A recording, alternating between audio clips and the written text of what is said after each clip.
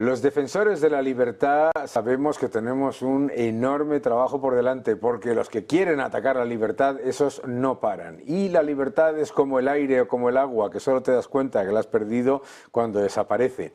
Para hablar de batalla cultural, de todo lo que tenemos que hacer precisamente para avanzar con la libertad, ¿quién mejor que mi buen amigo Agustín Laje, politólogo y además autor de un libro que va a salir ahora, ¿verdad?, en el año que viene, que se llama Globalismo y... Ingeniería social y control total en el siglo XXI. Increíble, increíble. Vamos a escuchar un poco. Agustín, a mí me gustaría que empezásemos a hablar un poco, primero para explicarle a la gente por qué es tan importante dar la batalla cultural. Bueno, antes que nada, gracias por el diálogo. Vamos a ver, el hombre actúa, pero para actuar necesita interpretar los contextos en los que se inscribe. Es decir, vos acá y yo aquí estamos interpretando porque sabemos cuál es el rol que tiene cada uno, interpretamos lo que tenemos que hacer. Para interpretar qué se debe hacer, la gente toma elementos de su entorno cultural, valores, principios, lenguajes, costumbres, hábitos, historias, mitos, ritos, etc. Claro, de esto se dio cuenta rápidamente las izquierdas en el siglo XX, sobre todo cuando empezaron a ver que en Occidente no llegaba tan fácilmente la revolución comunista como si llegaba en el Oriente, claro. Con lo cual empezaron a decir, hay una cultura que está frenando las ideas comunistas. Tenemos que meternos en los engranajes de esa cultura para modificar esos elementos que funcionan como fuentes de interpretación de la acción del hombre. Sí. Entonces, si yo modifico los valores, las historias, los lenguajes, las costumbres, los símbolos, las tradiciones, pues entonces estoy modificando el clima cultural en el que vive el hombre y por lo tanto la acción del hombre. Claro. Es importante entonces dar esa batalla cultural porque llevamos muchas décadas de atraso. Claro. Desde hace muchas décadas las izquierdas que se dieron cuenta que por las armas en Occidente no tenían ninguna victoria, salvo el caso cubano que ha sido excepcional porque tuvo el apoyo de los Estados Unidos en su momento, Fidel Castro, cosa del que a veces no se habla de esto, pero poco, es así, pero no se dice, pero por eso triunfaron allí. Entonces, no ha habido éxito en el terreno de las armas, pero sí han tenido mucho éxito en el terreno de los símbolos, las palabras, las historias, los disvalores que llevan adelante a través de ¿dónde? De todo, de todas las instituciones culturales, el cine, las escuelas, los currículos escolares, las universidades, la prensa, el periodismo, el teatro, la música. Es muy difícil encontrar cultura en general que no esté atravesada por una cosmovisión de izquierdas. Eso está empezando a cambiar recién en los últimos años porque hay todo un sector de gente que defiende la libertad que se ha empezado a dar cuenta de esto. Claro, y que la gente se ha empezado a dar cuenta, yo creo, que no solamente que están erosionando valores y principios que todos defendemos, utilizando el arma de adoptar y absorber ideales que todos defendemos, el respeto al medio ambiente, bueno, pues el bienestar social, etcétera, etcétera, para convertirlos en agendas, en ese caballo de Troya que lo que hace es tomar luego las instituciones independientes, las democracias y lo convierten en autocracias. Así es, porque ellos dependieron desde el siglo XIX hasta el siglo XX, por lo menos en sus primeras 6 décadas, por lo menos, ellos dependieron de un relato según el cual la principal fractura en la sociedad, o casi la única fractura realmente significativa, era la económica. Sí. La sociedad estaba dividida en ricos y en pobres, y el pobre era pobre porque el rico era rico, entonces había una torta que estaba dada y que si el rico tenía mucho de ella era porque el pobre tenía poco, y para tener más tenía que levantarse en armas y hacer la revolución como había ocurrido en Rusia, por ejemplo. Con esta intentona lo que se procuraba siempre era aumentar desmedidamente el peso del Estado sobre la vida de la sociedad, porque para resolver esa dialéctica entre ricos y pobres tiene que haber un Estado que se haga de los medios de producción privados y que entonces se convierta en el único agente económico realmente significativo.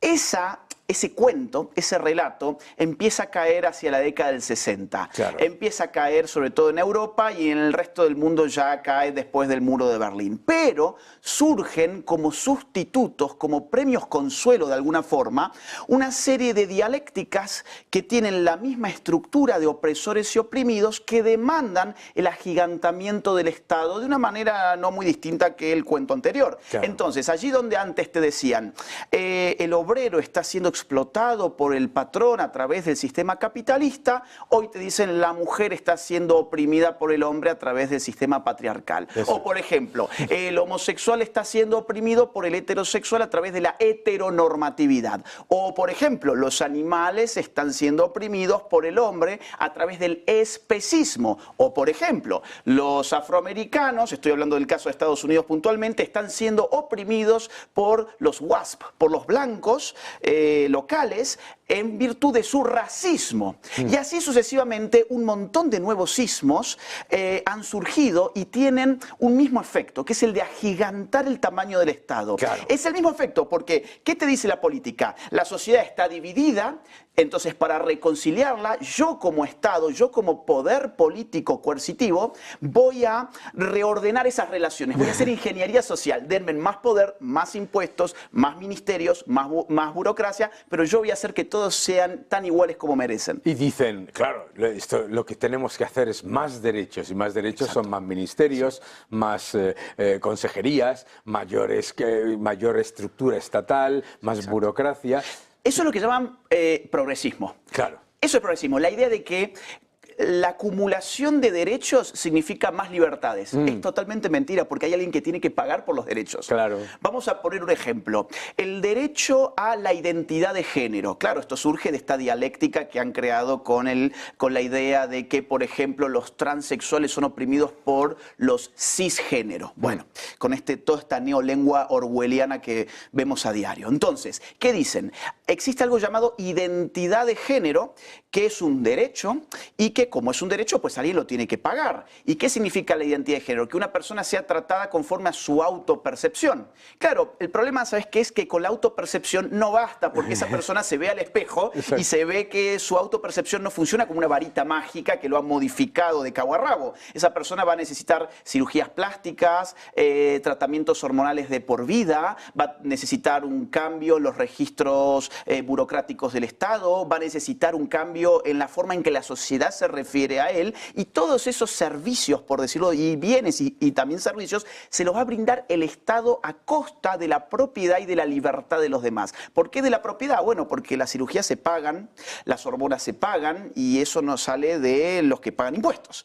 ¿Por qué de la libertad? Bueno, porque supongamos que yo tenga más apego a mi libertad de pensamiento frente a la coerción de una sociedad que me obliga a mentir, y yo quiero tratar de mantener un lenguaje que sea concordante con las cosas. Bueno, no lo puedo hacer porque voy a tener graves problemas con el Estado. Entonces, fíjate que al final había derecho a identidad de género, que significó atentar con derechos de propiedad y con derechos a la libertad individual. Y a mí me parece esencial en todo esto que ahí siempre ese caballo de Troya del que hablaba está imbuyendo el debate con un factor clave, que es el de constantemente erosionar los derechos de propiedad y constantemente erosionar la libertad económica. Te dicen, vas a tener libertad para todo, excepto la libertad económica. Exacto. Claro, y en el momento en el que pierdes la libertad económica, lo pierdes todo, pero no te puedes quejar.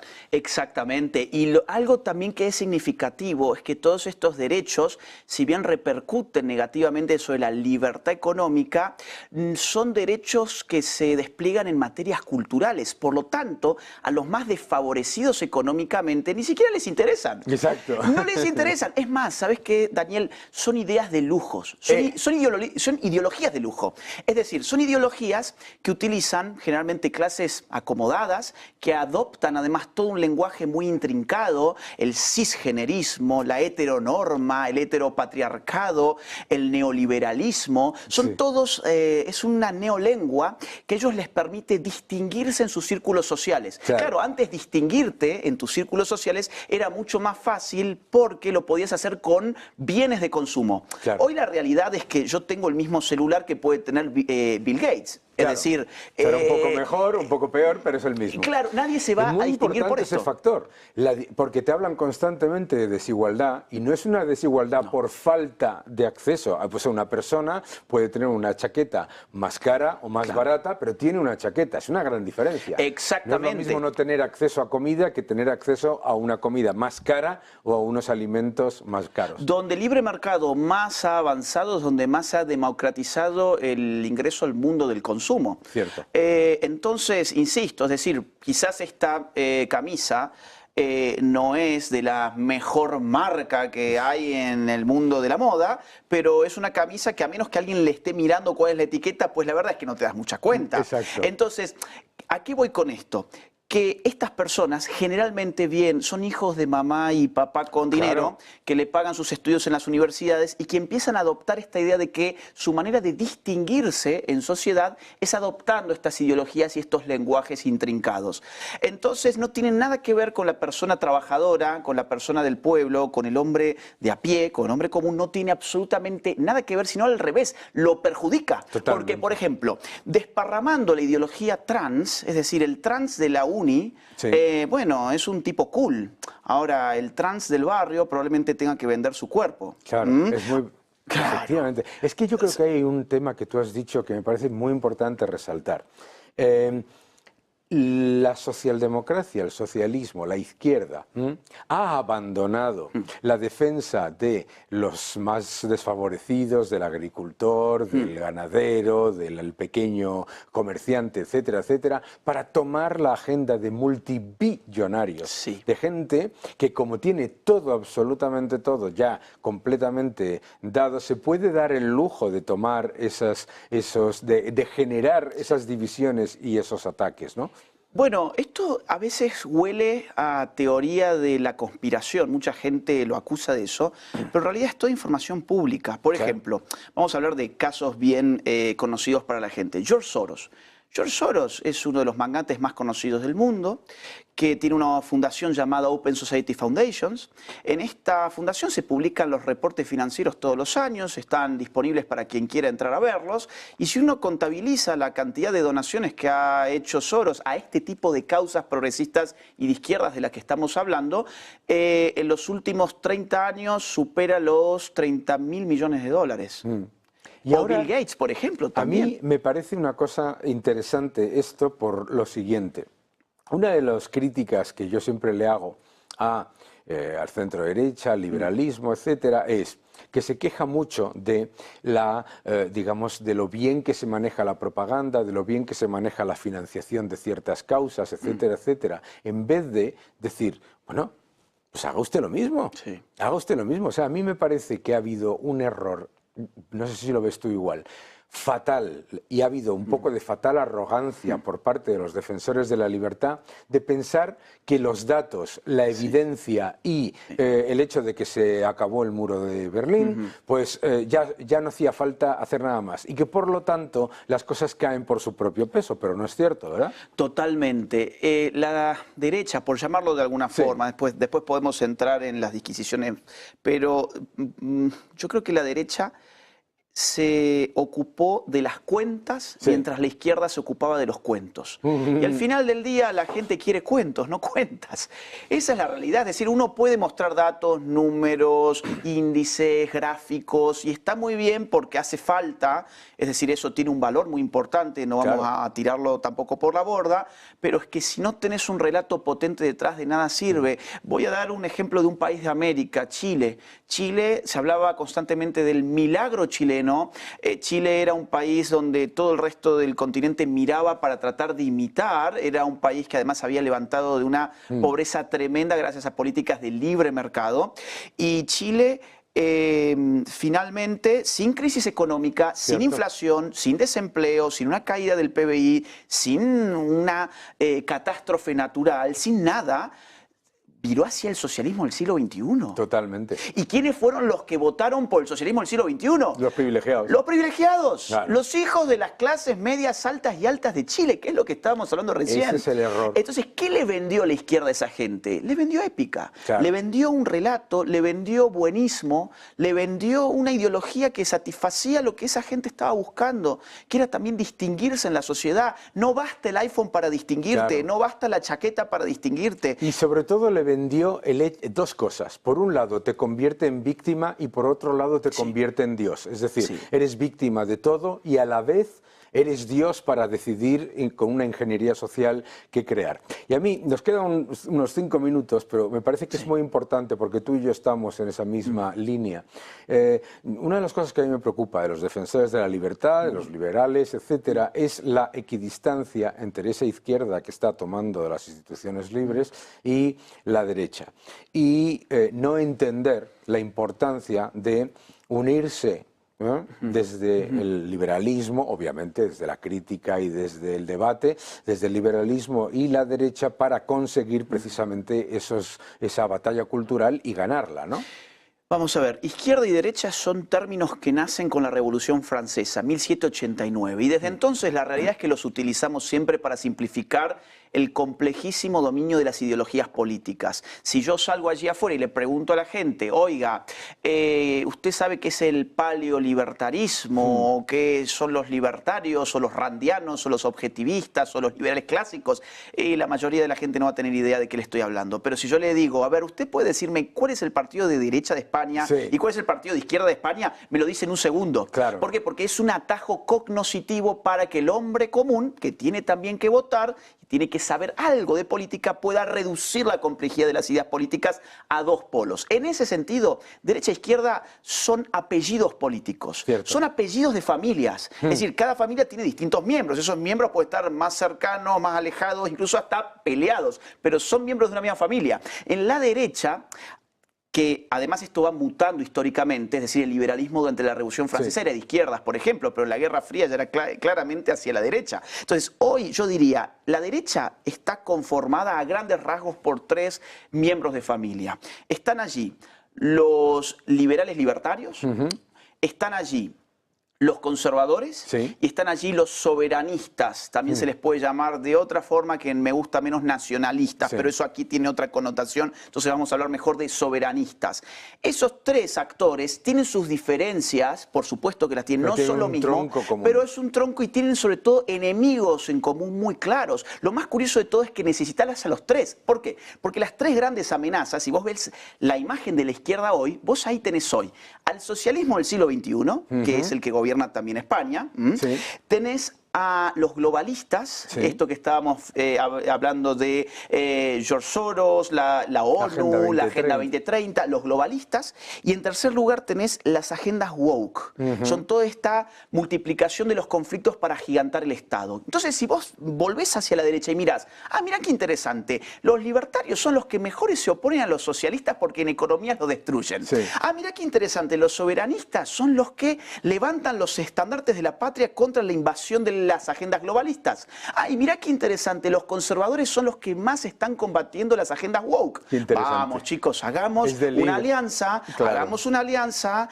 sabemos que no somos lo mismo, pero la política es el arte de acercar a los similares, no a los idénticos. Eso es secta. Es decir, si querés estar con tus idénticos, anda a una secta. En política tenemos que ser similares, pero no necesariamente idénticos. Completamente. Agustín, me parece que esto es absolutamente clave porque eso lo ha entendido perfectamente la izquierda.